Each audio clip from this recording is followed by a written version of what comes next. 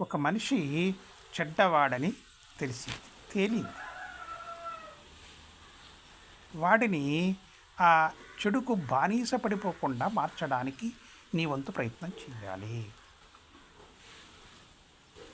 లేదు అంటే వాడు ఇంకో నలుగురిని చెడగొట్టకుండా ఉండడానికి నువ్వు అడ్డుకట్ట వేయగలగాల.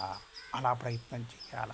అలా ప్రయత్నం చేస్తున్నావు అంటే నువ్వు సంఘ సంస్కర్తవే. సంఘ సంస్కర్తలంటే ఇలాంటి భావన నుంచి, ఇలాంటి ప్రయత్నాన్ని నుంచి పుట్టుకొస్తారు నాన్న. సంఘ సంస్కర్తలందరూ కూడా ఇట్లా పుట్టిన వాళ్ళే. వాళ్ళు అమ్మ కడుపు నుంచే పుడతారు. అవన్నీ కడుపు నుంచి పుట్టరయ్యా. అయ్యా అమ్మ కడుపు నుంచే పుడతారు. ఇట్లాంటి భావం నుంచి పుడతారు.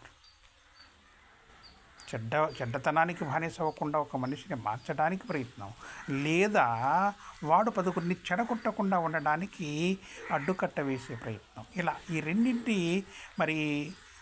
ఈ రెండు భావాల నుంచి, ఈ రెండు ప్రయత్నాల నుంచి సంస్కర్తలు పుట్టుకొస్తారు, సంఘ సంస్కర్తలు.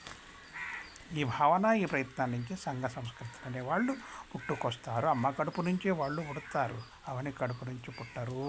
గుర్తుపెట్టుకోండి.